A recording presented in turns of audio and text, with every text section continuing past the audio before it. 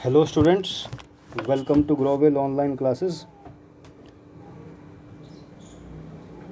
Today we will start the chapter number 1 in political science. This is also a revision lecture as well as your homework lecture. So you will do this in your notebook. The important questions I have also already given in the previous lectures. So if you have done any question which matches the questions of this lecture, you can skip them. Okay? अगर कोई question जो आप कर चुके हैं इस chapter से related और वो इस लेक्चर से मैच करता है तो आप उसे स्किप कर सकते हैं. ठीक है, चलिए स्टार्ट करते हैं क्वेश्चन नंबर 1 से. ये very short answer type questions हैं. क्वेश्चन नंबर 1 है, what is representative democracy. Representative democracy क्या होती है? तो इसका सिंपल आंसर है कि under representative democracy all the people do not rule or take decisions, but a majority of elected representatives are allowed to take decisions on behalf of all the people.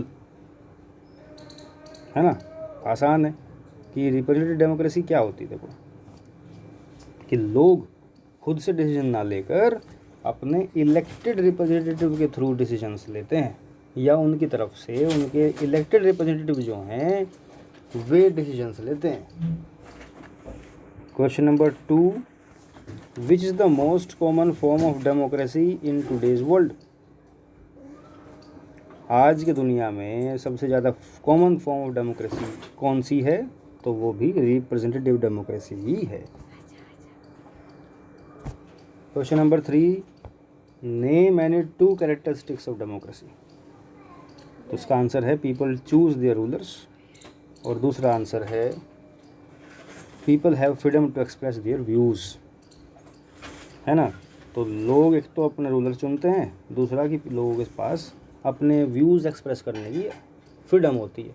होते तो और भी rights हैं, but you have the question in the question only 2 characteristics of have been asked, so this is the answer. Question number 4, why are quality decisions a possibility in democracy.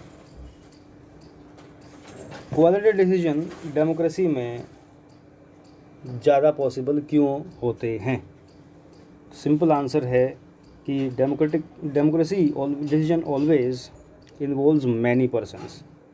अब जब many persons होंगे तो discussions होंगे, meetings होंगी और debate भी होगी, तब जाकर कोई डिसीजन फाइनल होगा. तो इस तरह से इसका ये आंसर है. Question number 5, whose rule is democracy considered to be. तो इस क्वेश्चन को आप स्किप कर दें, ये फर्स्ट चैप्टर से क्वेश्चन है, एक्चुअली आपके चैप्टर का क्वेश्चन नहीं है. Question number 6, whom does the final decision making power rest in a democracy. Final decision making power democracy में किसके पास होती है? तो जब डिसीजन लेने के लिए रिप्रेजेंटेटिव्स बनाए हुए हैं तो उन्हीं के पास फाइनल डिसीजन मेकिंग पावर होती है. Question number 7, under which form of government political equality given importance. तो जाहिर सी बात है, देखो पॉलिटिकल इक्वालिटी जो मिलती है ना लोगों को, that is given in the democracy. Democratic setup में मिलती है पॉलिटिकल इक्वालिटी. सभी लोगों को राइट टू वोट मिलता है, इलेक्शन भी लड़ सकते हैं, अपनी बात इलेक्शन कह सकते हैं. तो इस तरह का जो भी पॉलिटिकल राइट है वो डेमोक्रेसी ही दे सकती है प्रॉपरली. फिर question number 8, in spite of having a vast social diversity what keeps the people of India together. इतनी डाइवर्सिटी होने के बावजूद इंडिया के लोगों को क्या चीज़ बांधती है? तो आंसर इज़ इटसेल्फ डेमोक्रेसी. क्योंकि डेमोक्रेसी के होने से क्या है ना कि लोगों की जितनी भी परेशानियां हैं एक कॉमन गवर्नमेंट सोल्व कर लेती है. और हर एक को उनके जो अपनी बात कहने का राइट है, अपनी मांगने का राइट है। दैट्स वाई कितनी भी डाइवर्सिटी हो फिर लोग साथ रह ही लेते हैं। Question number 9, what should be done in a democracy if mistakes are committed. अगर मिस्टेक्स हो जाए फिर भी तो क्या ऑप्शन होता है, क्या ऑप्शन होता है। There should be public discussion on this mistakes. तो अगर देखो डेमोक्रेटिक गवर्नमेंट को मिस्टेक कर भी दे तो भी उसको सुधारने की जगह डेमोक्रेटिक सिस्टम में होती है।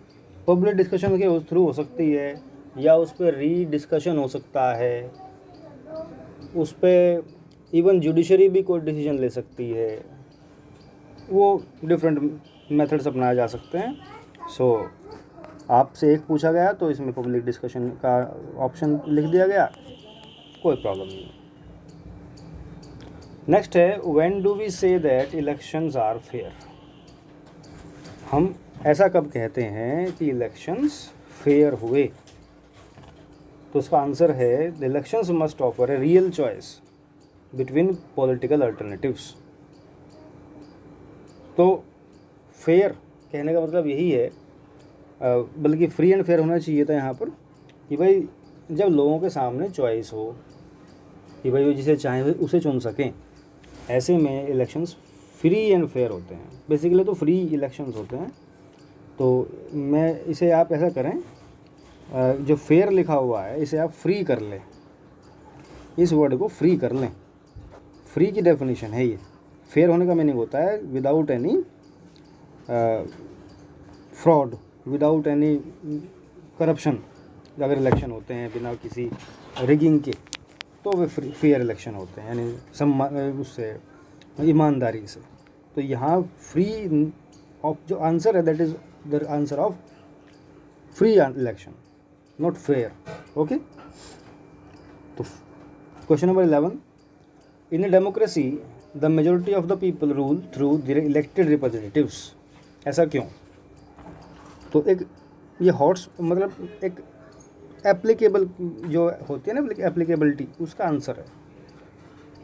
आपने चैप्टर पढ़ लिया, आप सीख लिया, अब आप बताओ कि ऐसा क्यों होना चाहिए, ऐसा होता क्यों है। देखो, modern democracies involves large number of people. अब इतने सारे लोग, मतलब भाई मिनिमम किसी कंट्री में अगर ऑन एन एवरेज 2-3 करोड़ लोग तो होते ही हैं। अब ऐसे में इतने लार्ज नंबर ऑफ पीपल को एक जगह इकट्ठा करना, that is physically impossible. Okay. और जब फिज़िकली इम्पॉसिबल उनको साथ बैठाना ही है तो to take a collective decision, ये तो जाहिर सी बात है इम्पॉसिबल है।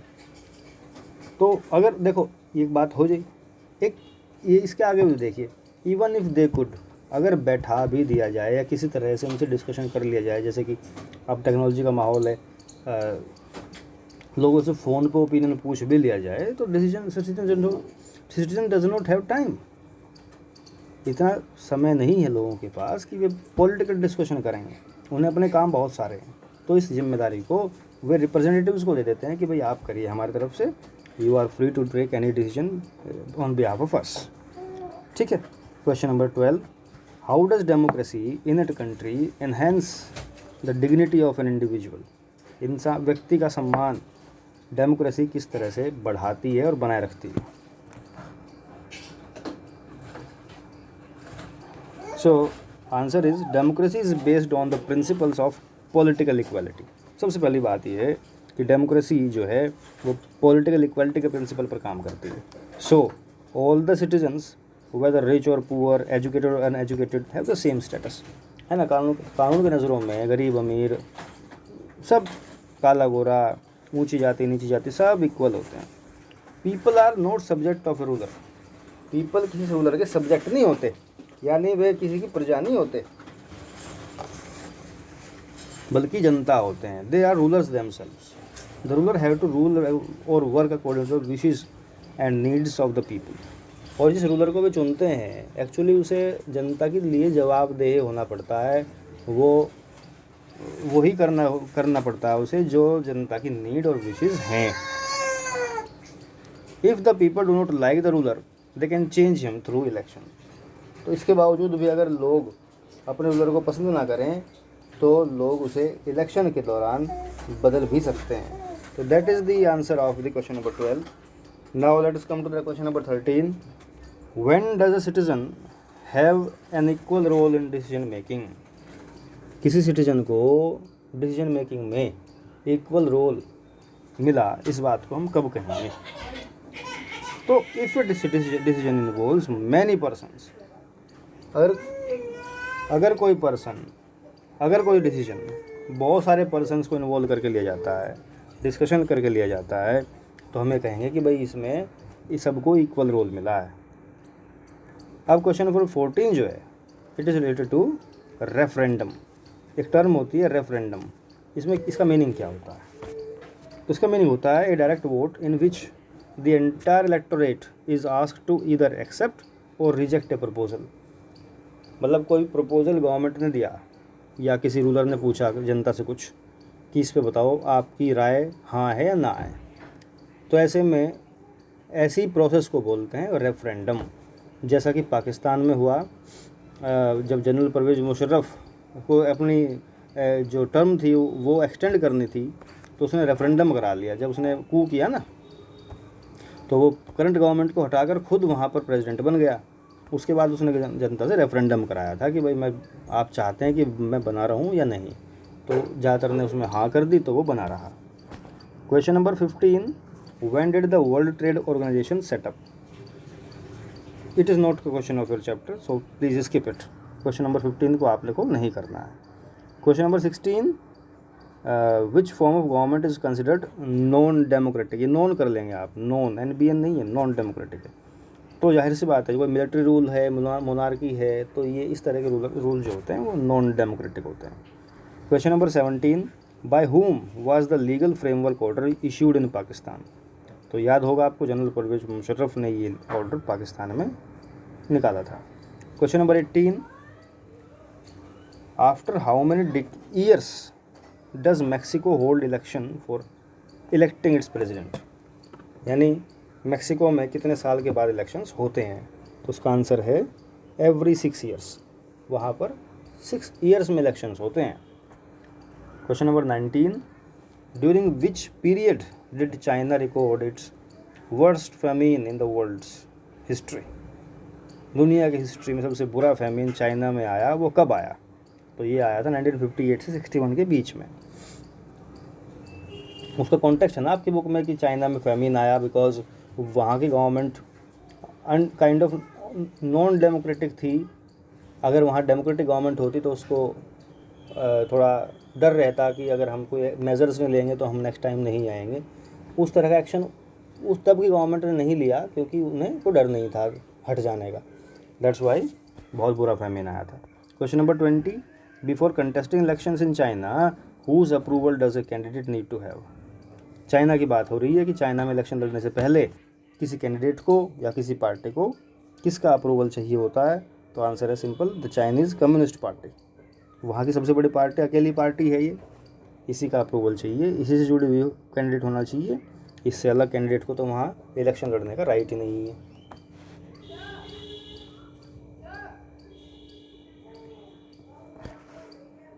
Question number 21। Which country does not give voting rights to minorities. तो वोटिंग राइट, माइनॉरिटी को वोटिंग राइट्स कहाँ नहीं मिलता? तो उसका एग्जांपल जैसे कि आपकी बुक में दिया हुआ है, answer is Estonia. Question number 22। By whom is the president of China appointed. China के प्रेसिडेंट को कौन अपॉइंट करता है? तो he is appointed by the members of the National People's Congress. वहाँ की जो पार्लियामेंट है उसे उसका नाम होता है National People's Congress. Question number 23। Name any 2 countries where free and fair elections are not held. तो आपके चैप्टर के अकॉर्डिंग ऐसे 2 कंट्री जहाँ पर आपको लगा कि elections are not free and fair, तो those countries are China and Mexico. Okay, तो these are very short answer type question. Now let us come to the short answer type question. Question number 1 is define democracy, state 2 merits and demerits of democracy. Democracy को define करें और उसके साथ साथ दो अच्छी बातें और दो खामियां इसकी आपको बतानी है। तो पहले डेमोक्रेसी डेफिनेशन देखते हैं। Democracy is a form of government which is chosen by the people to work for their welfare and can be changed by them. ठीक है, तो फॉर्म ऑफ गवर्नमेंट कैसी, जिसे लोग ही चुनते हैं और ज़रूरत पड़ने पर उसे लोग बदल भी देते हैं, और उसका मकसद क्या होता है, वेलफेयर करना। मेरिट क्या होती है, जैसे कि फर्स्ट है, democracy is the best form of government because rulers are accountable to the people and have to fulfil their needs. तो रूलर्स चूँकि अकाउंटेबल होते हैं, जो जवाबदेह होते हैं लोगों के लिए, और उनकी ज़रूरतें उन्हें पूरी करनी होती है, उनकी डिमांड्स को सुनना होता है। फिर democracy is based on consultation and discussion. Democracy में किसी भी नतीजे पर पहुंचने से पहले कंसल्टेशन और डिस्कशन होता है। इससे this reduce the chances of hasty and irresponsible decisions. तो इससे क्या है कि मोस्टली ये पॉसिबिलिटी होती है कि गलत डिसीजन नहीं लिया जाता, and it improves the quality of decision making. इसी क्यों नहीं लिया जाता, क्योंकि डिसीजन मेकिंग क्वालिटी बेहतर थी पहले से या और सिस्टम से। दैट्स वाई कि जो डिसीजन है वो बेस्ट ही होता है लोगों के लिए। नेक्स्ट इज़ डिमेरिट्स, जैसे कि leaders keep changing in democracy, है ना, लोग लीडर बदलते रहते हैं ना भाई। जब भी इलेक्शन होगा या इलेक्शन होने से पहले भी हो जाता है कि लीडर बदल जाता है, सरकारें बदल जाती हैं। तो वो कुछ ऐसी बातें होती हैं डेमोक्रेसी में जिसमें गवर्नमेंट को हटने का, किसी कैंडिडेट के हटने का एक स्कोप होता है। तो लीडर्स कीप चेंजिंग, इससे इंस्टेबिलिटी आती है। दूसरा कि democracy is all about political competition and power play. आज के टाइम पर डेमोक्रेसी पॉलिटिकल कंपटीशन और पावर प्ले का एक खेल हो चुका है। तो अब मॉरलिटी का स्कोप नहीं रहा, जनसेवा का स्कोप नहीं रहा, वो अब एक बिजनेस के तौर पे इसे बन चुका है। Power gain and good life, ये चीज़ें अब कैंडिडेट सोचता है कि मुझे जीतने के बाद बन जाऊंगा, पैसा कमाना, ये चीज़ें होती हैं। Question number 2, how elections in India are different from Mexico. भारत में इलेक्शंस डेमोक्रेसी मैक्सिको से डिफरेंस कैसे हैं। देखो सिमिलरिटीज़ क्या है, देखिए both the countries have the multi party system, दोनों में मल्टी पार्टी सिस्टम है। लेकिन in case of India political parties and power often lose elections, है ना। जो पार्टी मान इलेक्शन पावर में है, ज़रूरी नहीं है कि नेक्स्ट इलेक्शन में जीते। लेकिन मैक्सिको में क्या हो रहा है कि जो PRI पार्टी है वो 70 ईयर्स से कोई इलेक्शन हारी ही नहीं है। ये पार्टी आज तक इलेक्शन ही नहीं हारे 70 ईयर्स तक। दूसरी बात कि election in India are held every 5 years. भारत में तो 5 साल बाद इलेक्शन होते हैं, जबकि मैक्सिको में election are held after 6 years. उसी तरह से government officials work under election commission. India में तो इलेक्शन कमीशन के अंडर में काम करते हैं गवर्नमेंट ऑफिशियल्स, तब जब इलेक्शन होते हैं। लेकिन मैक्सिको में ऐसा नहीं होता, वहाँ गवर्नमेंट ही कंट्रोलर रहती है। Let us come to the question number 3, assess any 3 conditions that apply to the way a democratic government is run after elections। तो कोई 3 कंडीशन बताइए जो इस बात पे अप्लाई करें कि भाई डेमोक्रेटिक गवर्नमेंट जो है इलेक्शन के बाद काम करती है, किस तरह से काम करती है। जैसे कि people should have the freedom to express their views. अगर डेमोक्रेसी है, ट्रू डेमोक्रेसी है, तो लोगों को अपनी बात कहने का राइट प्रॉपर होना चाहिए। They should have freedom to form associations and protest also, है ना। लोगों को अपनी एसोसिएशन बना सकें, वे ज़रूरत पड़ने पर प्रोटेस्ट कर सकें, ये होना चाहिए। ऐसे ही countries govern by the constitutional law, यानी देश की सरकार जो चले वो कॉन्स्टिट्यूशन से चले। Every one should be equal in eye of law, और कानून की नज़रों में सब इक्वल हों। ऐसे ही the people's rights should be respected and it must be protected by an independent judiciary. तो लोगों के राइट्स रेस्पेक्ट हों, प्रोटेक्टेड हों, जिसकी जिम्मेदारी हो वहाँ की इंडिपेंडेंट जुडिशरी की। और जुडिशरी की इंडिपेंडेंस का मतलब यही है कि जो गवर्नमेंट है या जो बाकी 2 ऑर्गन्स हैं वो जुडिशरी की बात माने। Let us come to question number 4, what does direct democracy imply. Direct democracy का क्या मायने हैं, why can it not be practised in the present day world. और आज की दुनिया में इसको प्रैक्टिस करना उतना पॉसिबल क्यों नहीं है या प्रैक्टिकल क्यों नहीं है। तो डायरेक्ट डेमोक्रेसी का मतलब ये होता है कि in which every citizen must be able to play equal role in decision making. मतलब कि सिंपल ये भाषा में कहूँ तो जितने भी लोग हैं उस देश के उनको इकट्ठा बैठाकर डिसीजन तब करना, इसे बोलते हैं डायरेक्ट डेमोक्रेसी। अब मॉडर्न डेमोक्रेसीज में आप जानते ही हो कि भाई लार्ज नंबर ऑफ पीपल होते हैं जिनको एक साथ बैठाना it is not possible, and तो ऐसे में they can not practise direct democracy, they have to practise representative democracy. ठीक है, now let us come to question number 5। Democracy is all about political competition and power play. ये statement है, there is no scope for morality. इस statement को आपको justify करना है, इसके बारे में अपनी बात कहनी है या ऐसे सच साबित करना है। देखो, political parties and candidates use all the dirty tricks to win elections. आज का दौर ये इसलिए बात कही जा रही है क्योंकि पॉलिटिकल पार्टी हो या कैंडिडेट हो, इलेक्शन जीतने के लिए डर्टी ट्रिक्स का इस्तेमाल तक भी करते हैं। दूसरा पॉइंट भी यही है कि many of them use money and muscle power. यानी इलेक्शन जीतने के लिए कोई मनी का इस्तेमाल करता है, कोई मसल पावर का, कोई दोनों का। मसल पावर मतलब कि वो ताकतवर है, उसकी ऊपर तक यानी उसका दबदबा है उस अपने एरिया में, उसे मसल पावर बोलते हैं, वो गुंडा टाइप है। Third, political parties and candidates demand votes for on the basis of caste, religion etcetera. तो ये हथकंडा भी अपनाते हैं लोग कि भाई अपनी जाति या धर्म के नाम पर वोट मांगने की कोशिश करते हैं। ओपनली तो नहीं कह सकते, इलेक्शन कमीशन के रूल्स हैं, बट एक तरह से इनडायरेक्टली कह देते हैं जनता से, वो अपना मैसेज कन्वे करा देते हैं। Question number 6, explain the major features of democracy. Major features of democracy क्या होते हैं? तो इसका आंसर है,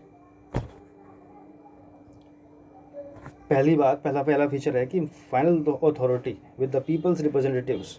ये इसका फर्स्ट फीचर है कि जो फाइनल अथॉरिटी है, जो डिसीजन लेते हैं जनता की तरफ से, वो उन्हीं के चुने हुए इलेक्टेड रिप्रेजेंटेटिव्स होते हैं।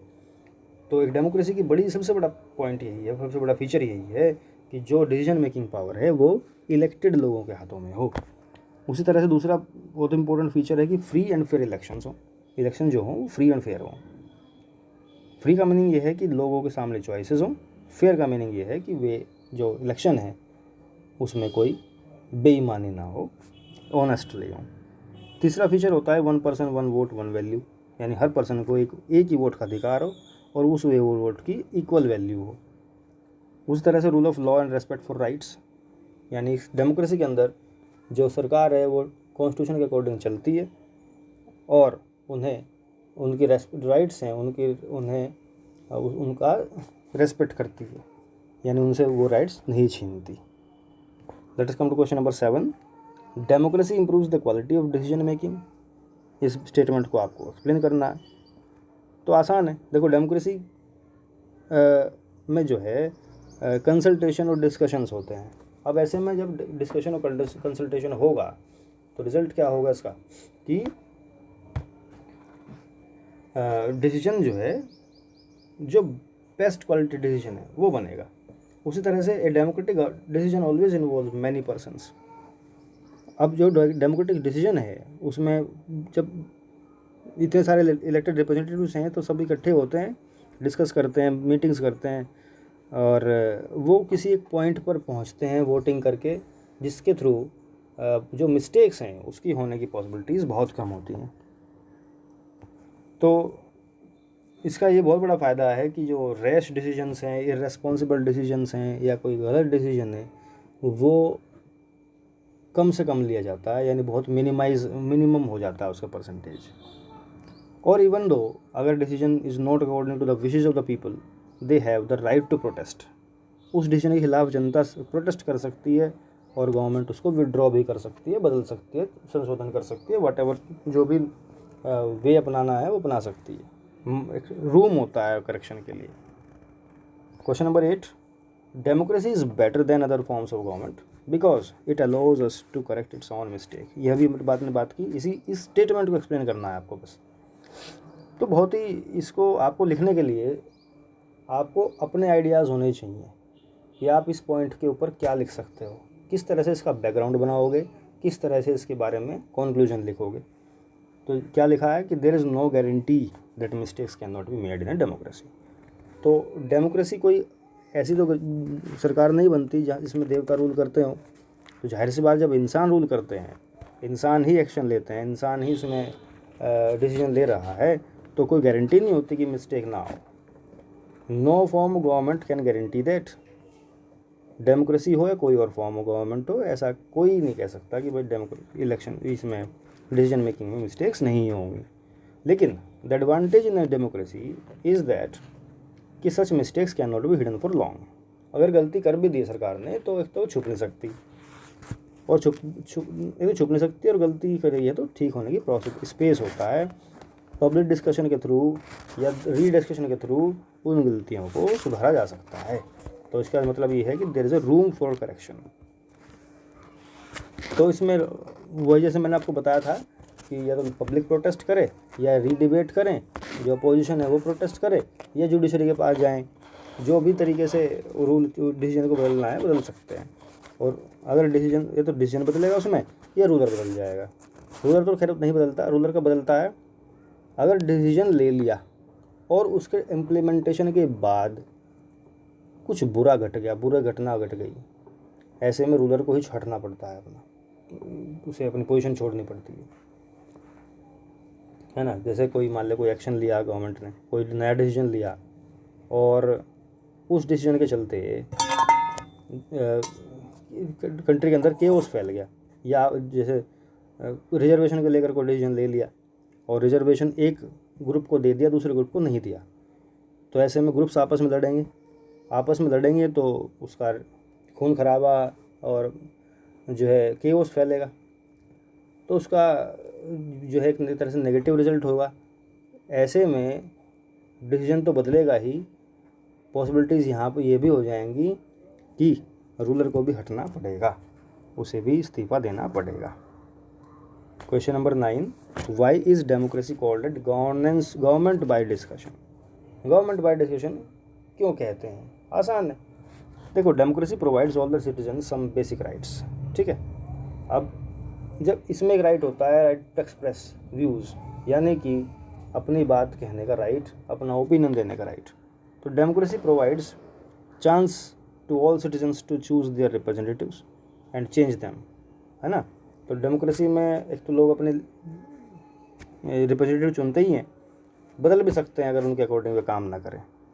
तो पार्लियामेंट में भी जो ये मेंबर्स हैं, उन्हें जनता की तरफ से अपने ओपिनियन रखने का, प्रोटेस्ट करने का पूरा राइट होता है।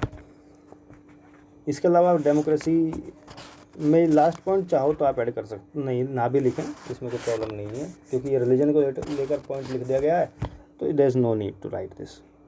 तो इसके तरह से आप इसे समझा सकते हैं कि democracy is government of discussion. So for today that is all. You do this homework in your fair notebook. जो मैं फिर से बता देता हूँ कि अगर आपने इसके क्वेश्चंस किए हैं और वे क्वेश्चंस आपके इस लेक्चर से मैच करते हैं, तो उन क्वेश्चंस को आप स्किप कर दें, दोबारा ना करें। ठीक है, जो क्वेश्चंस नहीं किए हैं उन्हें आप कर लें। सो बाकी क्वेश्चंस के बारे में हम नेक्स्ट लेक्चर में डिस्कशन करेंगे। For today, thank you and have a nice day.